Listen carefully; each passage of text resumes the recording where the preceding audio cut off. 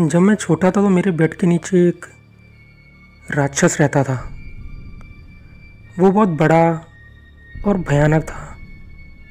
उसके बड़े पैर, बड़े हाथ, बड़े भयानक नाखून और धीमी डरावनी गुर्राहट। वो गुर्राहट ही है जो मुझे अभी भी अच्छे से याद है।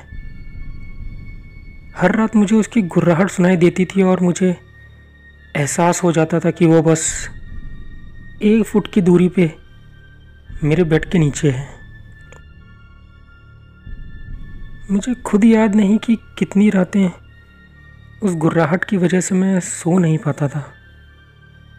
और यकीनन मैंने अपने मम्मी पापा को उसके बारे में बताया था और यकीनन उन्होंने मेरी बात का विश्वास नहीं किया। वो सोचते थे कि ये सब मेरे ख्याली पुलाव हैं और हो भी क्यों ना, बेड के नीचे राक्षस। किस माँ बाप ने अपने बच्चों से ये कहानी नहीं सुनी होगी। और तो और अगर मेरा बेटा मुझसे बोलता कि उसके बेड के नीचे राक्षस है तो शायद मैं भी उसे नज़रअंदाज कर देता। तो इसलिए मेरे मम्मी पापा ने कभी इसके लिए कुछ किया नहीं। पर हैरानी की बात यह भी थी कि उस राक्षस ने भी कभी कुछ नहीं किया। मैं ये बयान नहीं कर सकता कि वो इतना स्थिर क्यों था। वो कभी बेड के नीचे से निकला ही नहीं। कभी कभी उसके पंजे, नाखून मुझे निकले से दिखाई देते थे और कभी हल्का सा वो झांकता दिखाई पड़ता था। और बस इतना ही। जब तक कि उस रात सब कुछ नॉर्मल सा ही था।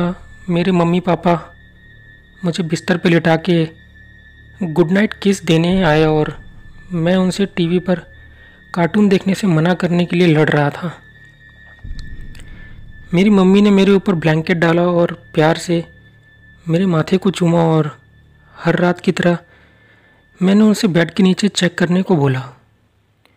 उन्होंने पहले भी ये कई बार किया था, इसलिए मेरी मम्मी ने मेरी बात को नज़रअंदाज कर दिया और बोला कि मैं काफ़ी बड़ा हो चुका हूँ और ऐसी बातों से अब मुझे डरना नहीं चाहिए।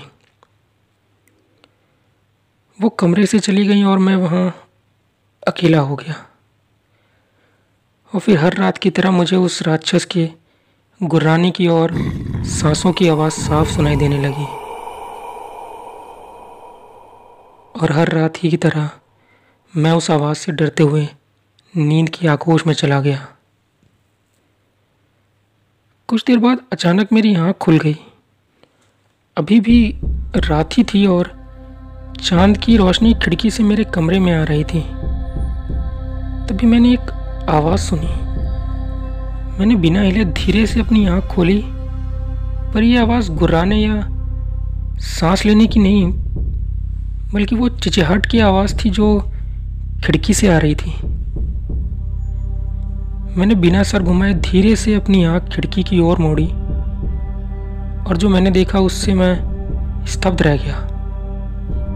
वहाँ एक आदमी था, ऊपर से नीचे तक काले कपड़े पहने हुए, धीरे से मेरी खिड़की खोलते हुए अंदर आने की कोशिश करता हुआ।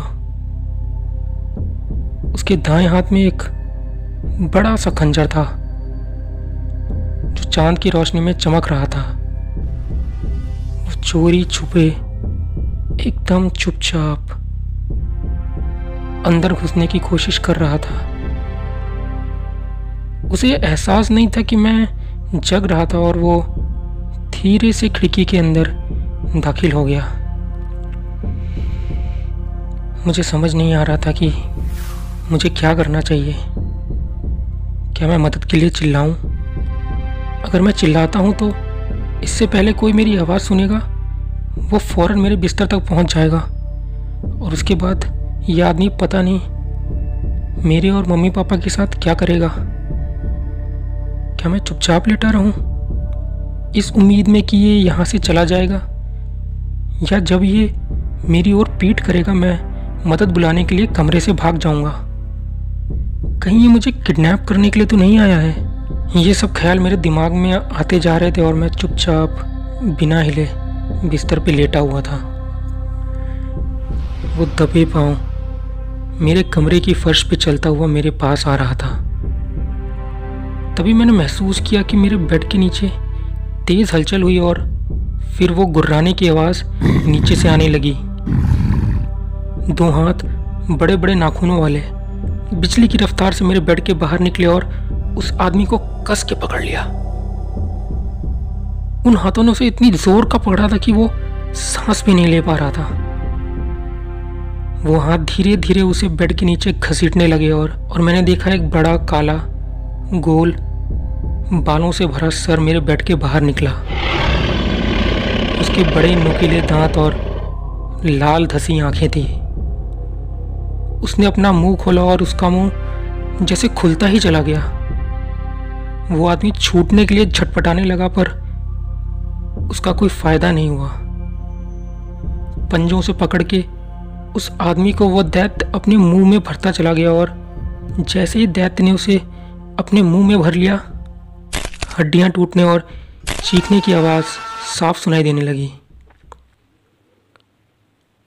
जब राक्षस ने उस आदमी को खाने का काम खत्म किया, उसने अपना सर मेरी तरफ मोड़ा।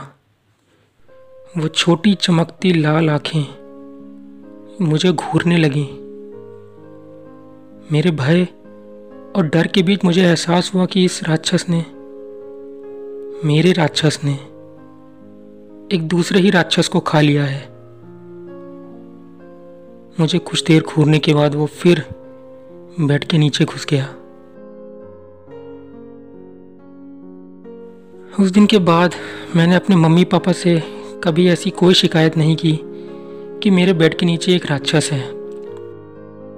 मेरे मम्मी पापा ने सोचा कि शायद मैं ये सब भूल गया हूँ या बड़ा हो गया हूँ, पर सच्चाई ये थी कि अब उस गुर्राहट से मुझे सुकून मिलने लगा था। बल्कि उस गुर्राहट में ही मुझे अब चैन की नींद आती थी, क्योंकि मैं जानता था कि मेरी हिफाजत करने वाला मेरे ही बेड के नीचे मौजूद है। तो सालों बाद अब मेरा खुद एक बेटा है और कुछ दिन पहले उसने मुझसे कहा कि उसके बेड के नीचे से आवाज़ें आती हैं और मुझे नीचे चेक करने के लिए बोला। और एक अच्छे पिता की तरह मैंने उसके बेड के नीचे देखकर उसे बताया कि वहाँ कुछ नहीं है और उसे कंबल उड़ा के उसके कमरे से चला गया। क्योंकि जब मैंने उसके बेड के नीचे देखा कि छोटी लाल चमकती आंखें और बड़े दांतों वाला सर मेरी ओर देख के मुस्कुरा रहा था, मैं समझ गया कि मेरा बेटा हिफाजत से है।